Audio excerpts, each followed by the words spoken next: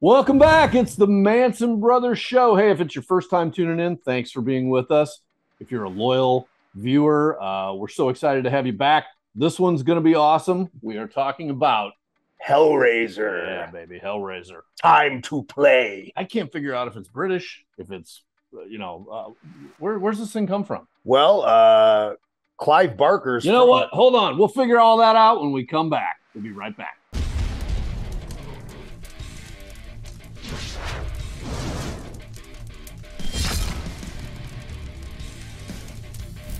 Hey guys, we're back. We're talking about the one and only Hellraiser.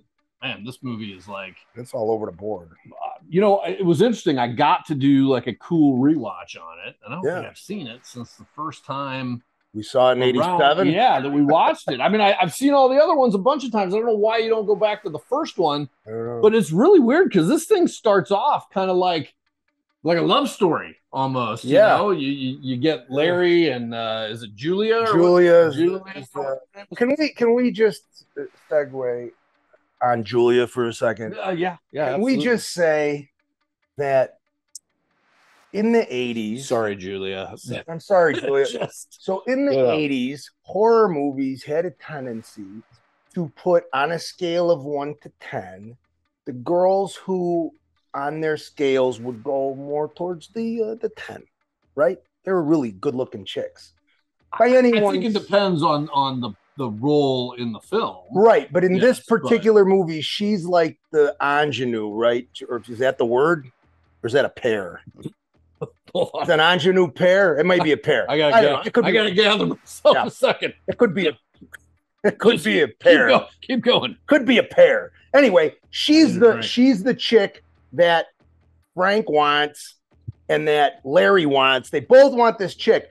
And I'm here to tell you, fellas, I don't think, now I'm sure to some people she's an attractive girl. And she's probably attractive. She's not ugly, but she's definitely not like somebody that you would kill somebody over. I was going to say, this is kind of the story of boy meets girl, girl meets other boy. Boy loses skin, girl helps him get it back. Yeah, like that old chestnut. That classic tale. In the romance shows. Right. Minus flesh. Right. Basically, for a good portion of it. Right. So anyway, she's not a lot to look at. Is thankfully the one who is a lot to look at is Thirsty. Oh man, she is smoking. Yeah. Like she had like that kind of mid-80s. Is it Ashley Lawrence? She's good looking, dude. Yeah, she was the young girl at the time playing. I'm going to tell you a funny story. Yes, and well, let's not repeat this, but one time, be funny. After a charity event, I'm not quite sure where you were. I liaised with this young lady who looked exactly. Oh, not the chick. No, but she looked exactly like her, and that was 100% of the reason why I was trying to hook up with her. And I remember telling her, "You look just like the chick from Hellraiser," and she was like, "What the fuck are you talking about?" Well, she's like, "What's Hellraiser?" Right. I was By the way, you could be my dad. Not then. Not then. This was 20 years ago. Thanks, a-hole. Hey, I'm older than you. So. But let's get back to, is it Julia again? Julia. Man, dude. She's not anything you'd want to kill anyone over. Here's the thing is, on the rewatch, again, I was like, I'm kind of looking for the redeeming quality, right? The one thing that's like, oh man, this gal's got a nice caboose, or she's got this, or she's got that.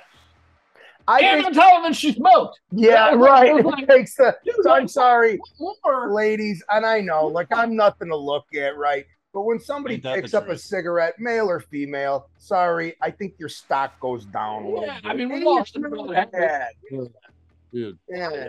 Again, so right away out of the gate. Now I can kind of see how Larry might find Larry, who was played by the inimitable. Yeah.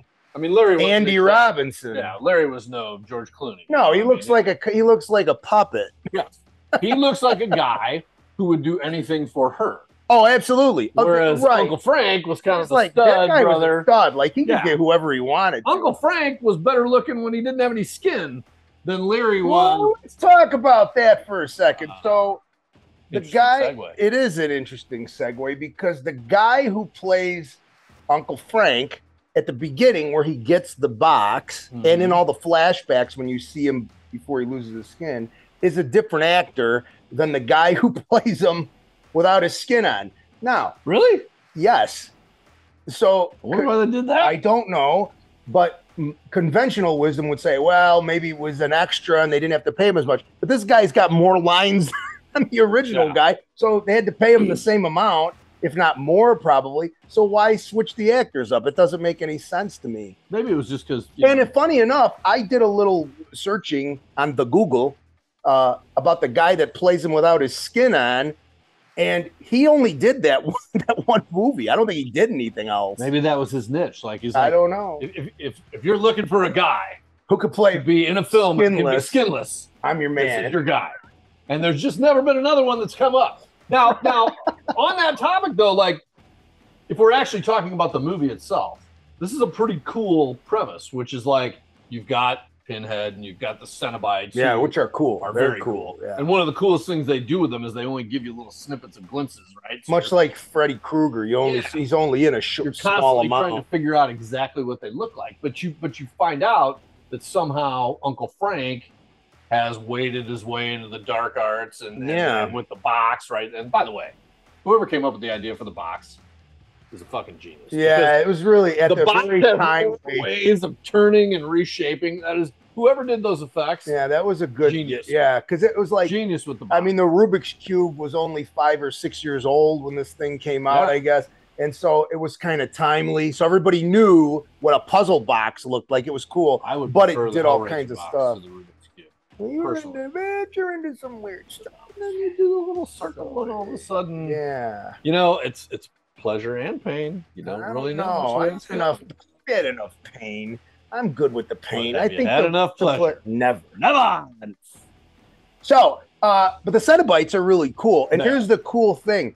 So I think in the movies later on down the line, they explain that how each Cenobite got to be a Cenobite, and that their particular look had to do with their like fetishes, I guess. Yeah. Well, so on that topic, what's going on with like the box thing that it's not the box, but like the tall square deal that spins around. It's got all the hooks on it and shit. And yeah, I don't know what that is. I think that's one of their little torture devices, maybe. So I don't know. I get the feeling. But if I go down in somebody's basement and they got one of them things, I'm just probably telling you, I'm leaving. Yeah, you gotta go. Yeah. Well, so that actually brings me to the question I was going to say, which is whoever directed this, and I don't know, and I didn't do enough research on it to find out, clearly had to be into some kind of S&M. No, it wasn't him. No, that comes right out of Clive Barker's book. Did Clive Barker write this? Yeah, Clive Barker actually directed it, by the way. Oh. So there we are. He wrote and directed it, but it's based on his book called The Hellbound Heart. Watch the Manson Brothers show for all the knowledge you want on horror movies. He wrote a book. His book, The Hellbound Heart, is the book that Hellraiser is based off of, and it pretty much follows that novella or whatever. I think this was Clyde's outlet. Clive Barker has a weird thing to get his with stuff out. Hooks and skin being torn apart. I think that's his particular fetish. You gotta admit, it's pretty badass at the end though, when all I mean, it was ingenious at the time, but I think as time went on, it's like, the hooks are kind of. It's like Steven Seagal doing the wrist turn thing all the time. It's like, all right, you've seen it once. Are you going to use this as an avenue to bust on Steven Seagal? I don't need an avenue. You will find any. I don't need an avenue to bust on Steven Seagal. Steven Seagal. Isn't he fat enough as it is now? There was taking pot shots at him. Well, there was when he came out with one of his later films that when they were still reviewing them in the newspaper, the review was that stopped quite a while ago. Yeah, the review just said Steven Seagal is fat. That was the review. Not making it up, folks. That was the review. Being kind. Yeah, I actually think. But okay, hey, look, there's a lot of nice things you could say about Steven Seagal. I can't think of any of them. But back to Hellraiser. So we have this situation where now Julia and Larry have recently gotten married. Yep. Kirsten shows up to kind of visit the new house. Yeah, Kirsty, that's right. Clearly, she and Julia do not. They have a little rub. Have a little headbutting going on. Yep, they don't get along. Frank shows up to kind of say, "Hey." Yeah, so let's stop there for a second. So Frank is dead. Yeah. Right? Yeah. And he's in the apparently, so this reminded me of one of the Hammer Dracula films where the blood of somebody touching whatever remains of Frank was brings him back to life, which was a really cool scene where he's reforming. Yes. That's neat. One of the best parts of the whole movie. Yeah, that was really cool. Especially originally when he's just like a skeleton. Yeah, and he picks the brain up. Yeah, it was really so cool. And you start to see like the rats nailed up against the wall where he's drained. Yeah. He's trying to get more blood to form himself. To me, that's the best part of the whole movie. And I think that, and I don't know what you felt like your favorite parts were. To me, it's that. And I got to tell you, I don't remember this from my first watch, but on the rewatch, when they're talking to Kirsty and telling her all the things, and she's trying to, worm her way out of it by helping him find Frank. Yeah. And Doug Bradley does the "we'll tear your soul apart."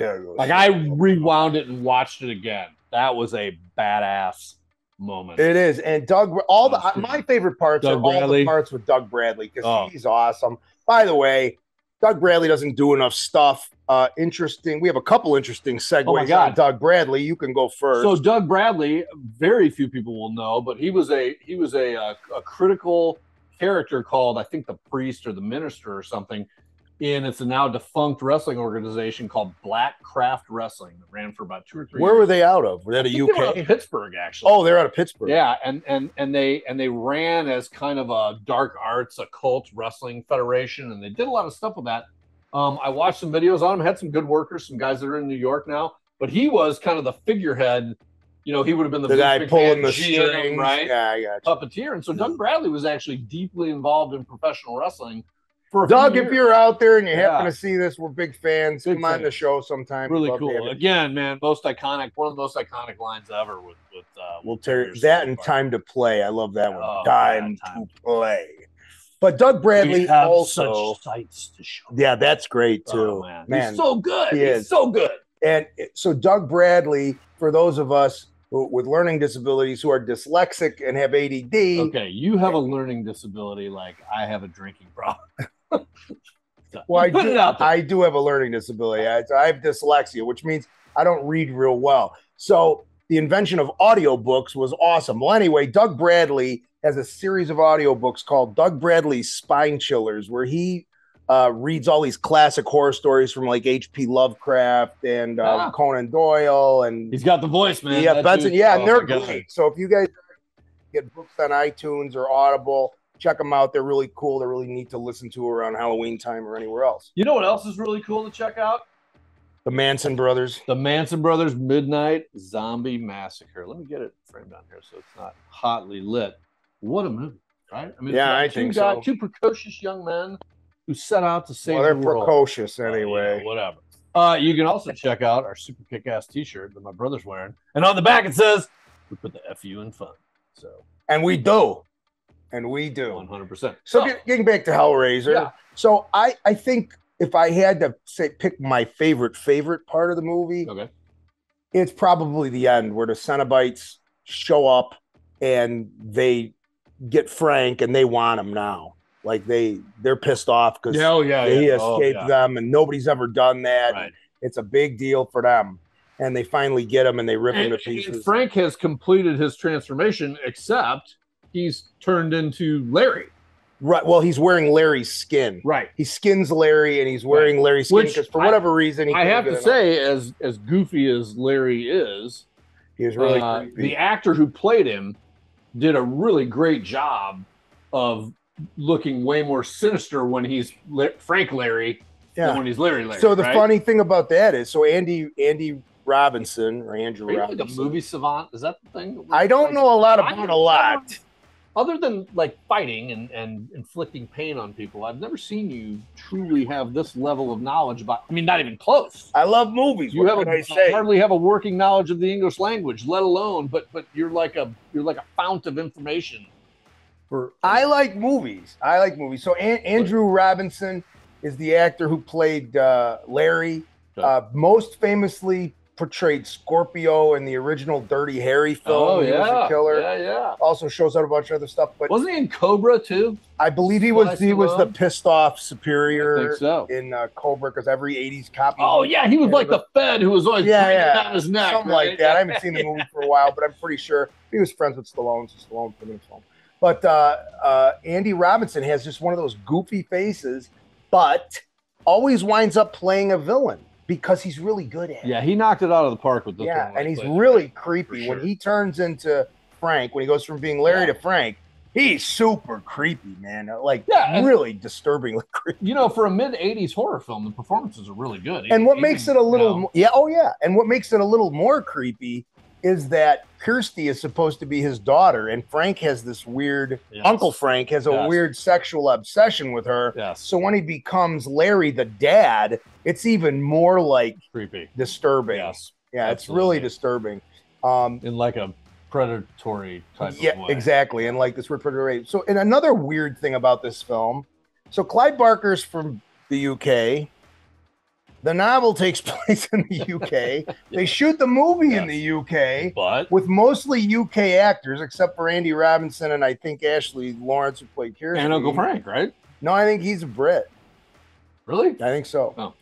But they're trying to make you think it's in the States. Now, why they did that, I don't know. What? Clearly, when they're in the house, it's a British home. Yeah, you can just tell by the architecture and. Yeah, I think so. I mean, you could when you see her walking, I'm like, when you look at the big shot of her walking under the bridge or whatever, you're like, that looks like London. But Ashley happens to be there, and you know. Yeah, that was like the one thing I didn't really dig about it was I know Ashley makes a comeback in the second movie, so they kind of get into it a little bit. Yeah, doesn't she become a Cenobite? I don't remember. I thought at one. If anybody out there knows the hottest Cenobite, if you're familiar with the Hellraiser movies and you've seen them all, please correct me because I'm probably wrong. But I thought in one of the future ones she becomes a Cenobite. I don't know. Pinhead excluded. Yeah. Your favorite Cenobite? Oh, Chatterbox. Yeah, that one. Yeah, he's creepy looking. I kind of like that androgynous one. You can't really tell if it's a chick or a dude. I know the actress is a chick, but it may be. Yeah, but she is kind of. Yeah, she's kind of creepy. So it's funny because I always remembered from the first go around that being a woman, but as I watched this again, I was kind of like, dude, do they even have a gender? Yeah, and I think that's kind of part of the whole, like, it's very Roman. Yeah, I got this really weird, like, you know, the pleasure and pain thing being walking the line. Kind of got the, like, they're walking the line on everything. You know, wherever these cats are doing whatever they're doing. Hey, we're not judging. No, hell no. Like, whatever. As long as you're not infringing on the civil liberties of others, whatever makes you happy, man. I'm down. Don't bother me none.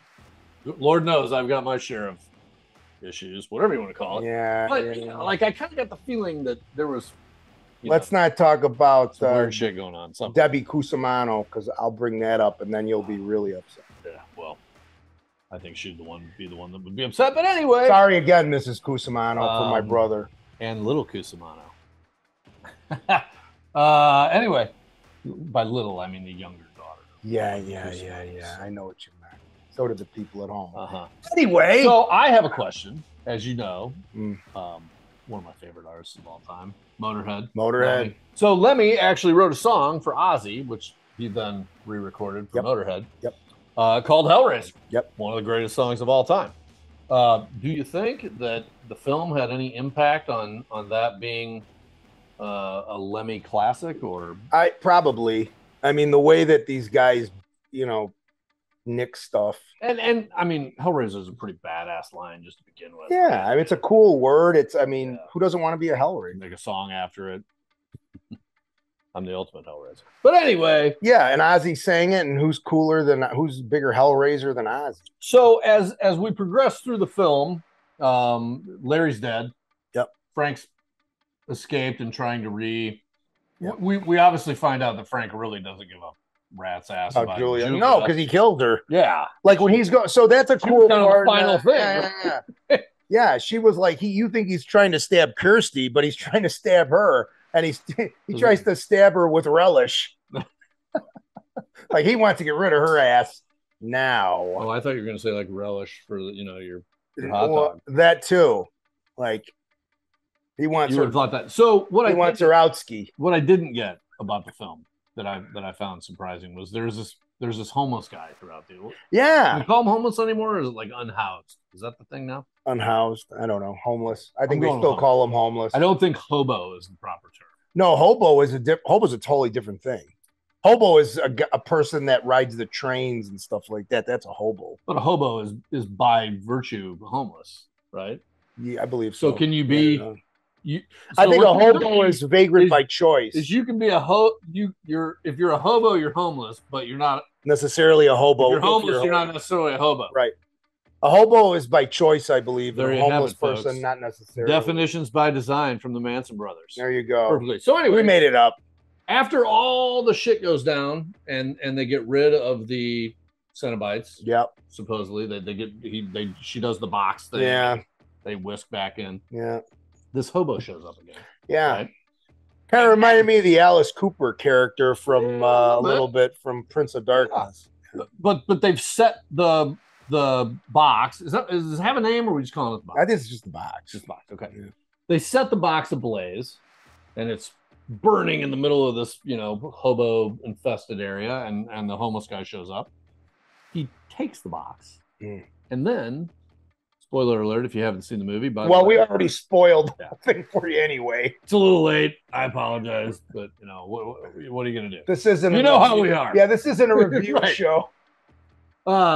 And the hobo, after being engulfed in flames, turns into some form of like giant skeletal dragon. Yeah, a bone dragon. Flies away. Now, if this was now, everyone loves dragons these days. Yeah. Can't get enough of the dragons. Right.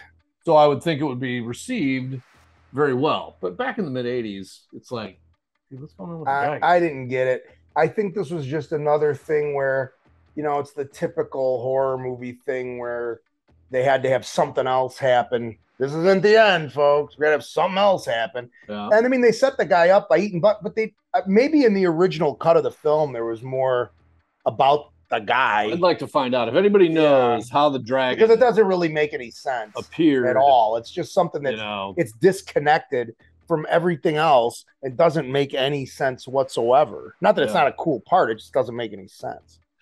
So, I didn't think it was a cool part because I didn't feel like it had anything to do with the rest of the movie. I mean, the homeless guy's kind of random throughout there anyway. Yeah, he shows up at a pet store and he's eating the bugs out of the tank. And so I think another point of this film would be, as we've said about a multitude of the kind of origin stories of movies, the villains you really only get for a snippet. Yeah, the Cenobites. They're really, it's not no different than Freddy in the first movie, or Jason Voorhees isn't in the first movie. They're right? It's weird because the Cenobites are kind of a secondary character. But they're not. The funny thing about this is, unlike Nightmare on Elm Street, where Freddy Krueger he's the sort of the antagonist. Yeah. The Cenobites really aren't. Well, it's really Frank, and the Cenobites are they're ancillary. Yeah, so that's actually I remember seeing the second and the third and the fourth, and as I recall, it's never really the Cenobites that are the antagonists. It's always a third party that's trying to kind of put one over on the Cenobites. It kind of reminds me, if any of you are Hammer horror fans, and I'm sure a lot of you are, in the Hammer horror Frankenstein films, the monster is never the antagonist. It's always the doctor. It's always Peter Cushing or who's ever playing the doctor. He's the antagonist. So that's kind of what it reminds me of. I only saw this movie twice. Once when we went and saw it originally, which I have to be honest, when I first saw it, I didn't like it. It wasn't I didn't think it sucked or anything. Just didn't like it very much.